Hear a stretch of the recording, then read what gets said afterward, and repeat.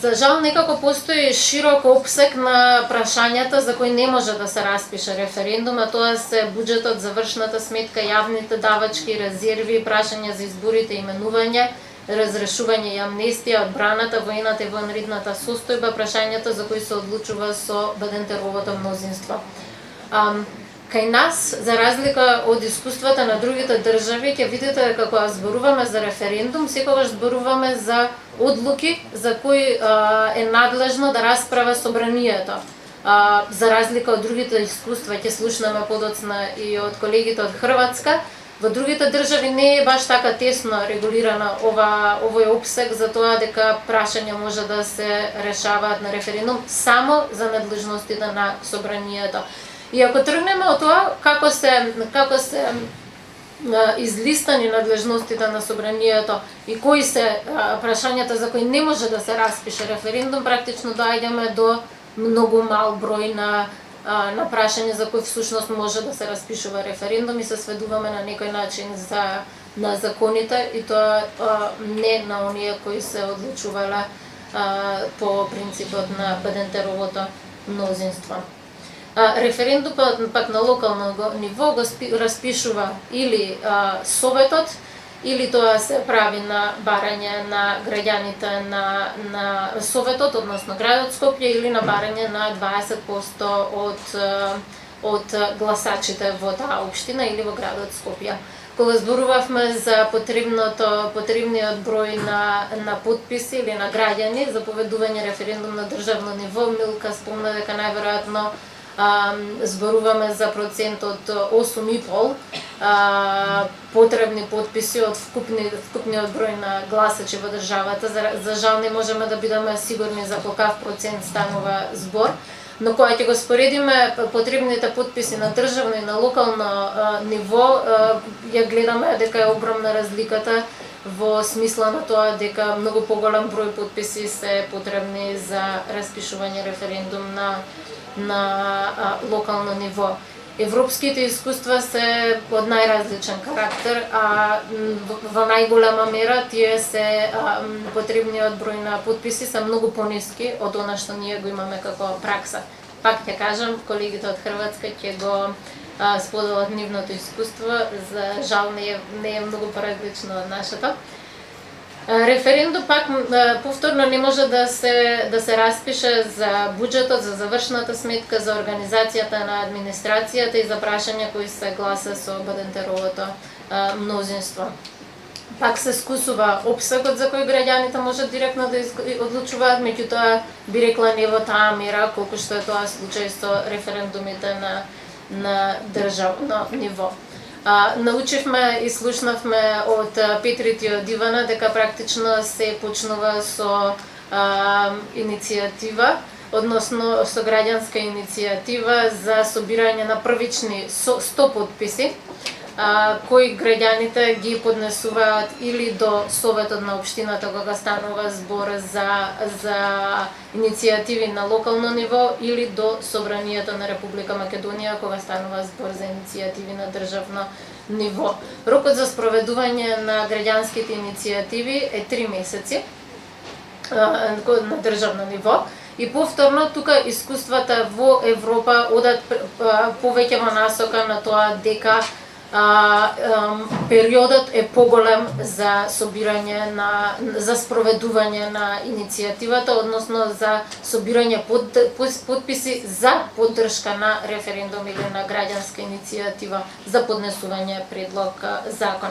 Па тука и нашите евентуални барања би оделе во насока на евентуално проширување на периодот во кој би се собирале подписи за поддршка на иницијативата.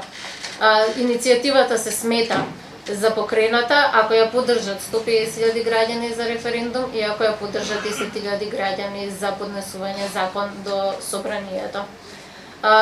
Рокот пак е исклучително краток на локално ниво, само 1 месец, а повеќе подписи се потребни, односно 20% за референдум и 10% за граѓански иницијативи на локално ниво. Проблеми при спроведувањето на референдуми, односно граѓански иницијативи, во најголема мера беа спомнати од претходните дискутанти, меѓутоа би кажала и нешто дополнително. Пред се ограниченоста на местата кои може да се собираат подписи за поддршка на иницијативите. Нашето законодавство кажува дека тоа се подрачните единици на сега Државната изборна комисија и тоа го претпоставуваме затоа што едноставно надлежноста за изборите, избирачкиот список преиде во надлежност на Државната изборна комисија од Министерството за правда. На некој начин останува, да речем, неопределено со колкав број на места располагаме. На некој начин, од она што го слушнавме и од искуството на Петрит, зависиме од добрата волја на Државната изборна комисија за тоа кои се места ќе ни бидат определени за собирање подписи. Проблематично особено представува она што подписите може да се собираат исклучиво во работно време и исклучиво во работни денови. На некој начин ова е во директна спротивност со достапноста и возможноста на секој граѓанин да учествува во граѓански иницијативи, односно да им даде поддршка. Искуствата во други земји се најразлични, меѓутоа одат во насока, нашето е особено рестриктивно, другите одат во насока на тоа да иницијативите бидат достапни на граѓаните. Најчесто тоа се прави, Ивана го постави тоа прашање, да, на образци, меѓутоа тие се достапни и тие може да се распоредат на места на кои ќе биде однапред познато каде може да се дава поддршка. Кратки рокови за спроведување на иницијативите, тоа го спомнавме дека е особено проблематично, се движат од 1 месец до 3 месеци кај нас, а европските искуства се да се движат и до година дена. Периодите за подавање поддршка на иницијативите и како трето особено проблематично прашање се недоволните информации во рамките на известувањето за отпочнување на постапка за спроведување на иницијативата. Меѓутоа не и процесот на како ќе се финансира самата кампања и сите останати прашања поврзани со референдумот. Овде го допираме прашањето и на кампањата, а тоа е непознаницата како може да се спроведува кампања за референдум. Она што го допира како прашање законот е само дека овластениот предлагач може да спроведува дури се спомнува зборот пропаганда. Меѓутоа не е воопшто допрено прашањето каква е тука улогата на државата, на спротивставените страни, затоа што предлагач може да биде одредена група граѓани, предлагач што прв се потпишал на иницијативата. Меѓутоа што кога референдумот се спроведува на иницијатива на државата? Како тогаш ќе се спроведува финансирањето на референдумот, односно дали ќе може да се трошат средства за кампања и така натака. Медиумската покриеност исто така не е начната. Особено битно е прашањето како ќе бидат распределени силите на оние кои се за одредено прашање референдумско и оние кои се противат на прашањето. Дали ќе се обезбеди нивна еднаква покриеност на медиумите и на кои медиуми, дали само на приватните или на националните медиуми, значи ова кај нас не е допрено како област. Обезбедување на пристрасна информација е нешто на што другите законодавства и препораките на Венецијанската комисија обрнуваат особено внимание и кога збориме за непристрасна информација се мисли на тоа да со закон еден државен орган е обврзан да ги обезбеди сите можни информации за тоа за што се одлучува, кои се различните перспективи на тоа како се гледа на одредено прашање, зошто се одлучува по тоа прашање и така натака. Би го споредила ова со нели обврската кога се менува уставот, предлагачот да спроведе јавна расправа. Еве со последните предлози за измена на уставот, предлагачот беше владата, имаше обврска да спроведе јавна расправа и по јавната расправа имаше задача да ги сублимира сите изнесени ставови.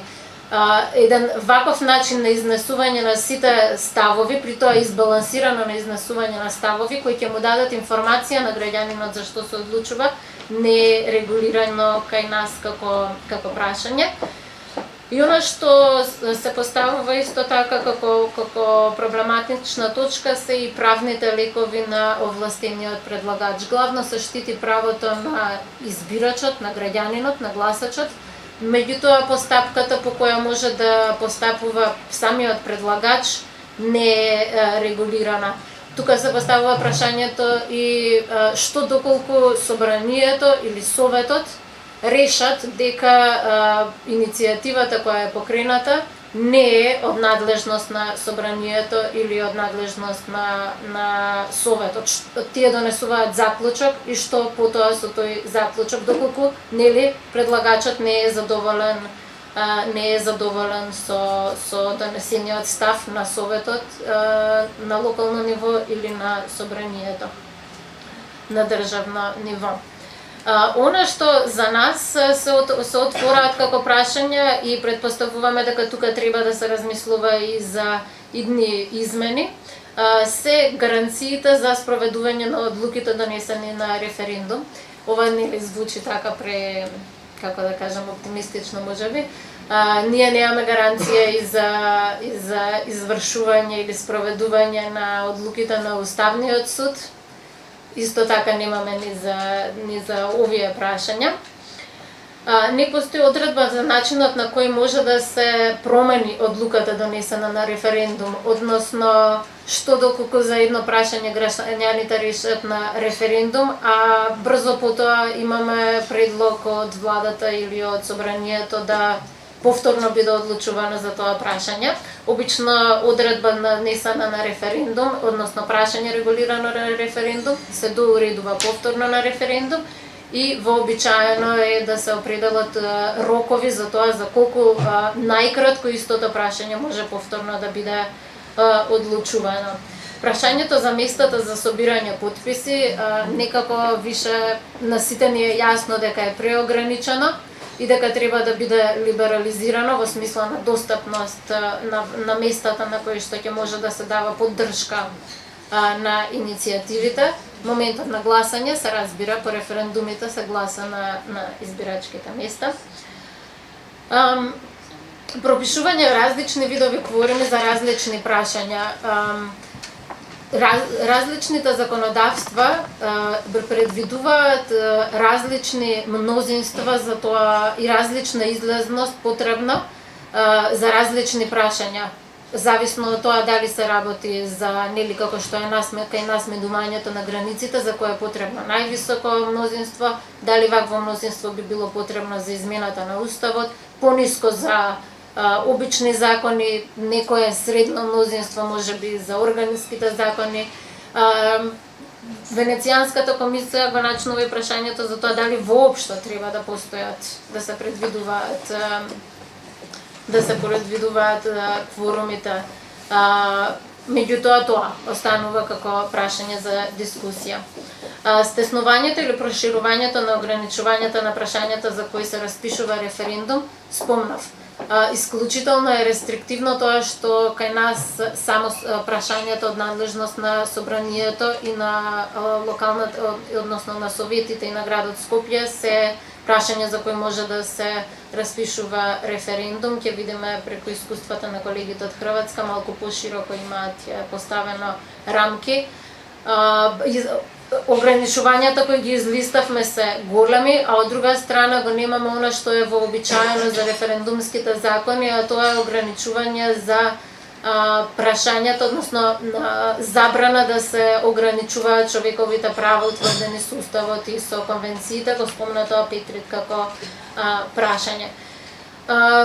Уставни пречки за зголемено директно изјаснување според мене представуваат уставно утврдените рамки за тоа дека само за прашања од надлежност на собранието може да се одлучува на референдум, предвидениот број на 150.000 потребни потписи, висока рамка на потребни потписи, утврдениот вид мнозинства за добар дел од прашањата за кои се одлучува на референдум. Некако самиот устав нас не прави, воспоставува големи граници за тоа што всушност може да биде воопшто предмет на директно одлучување и учество од страна на граѓаните.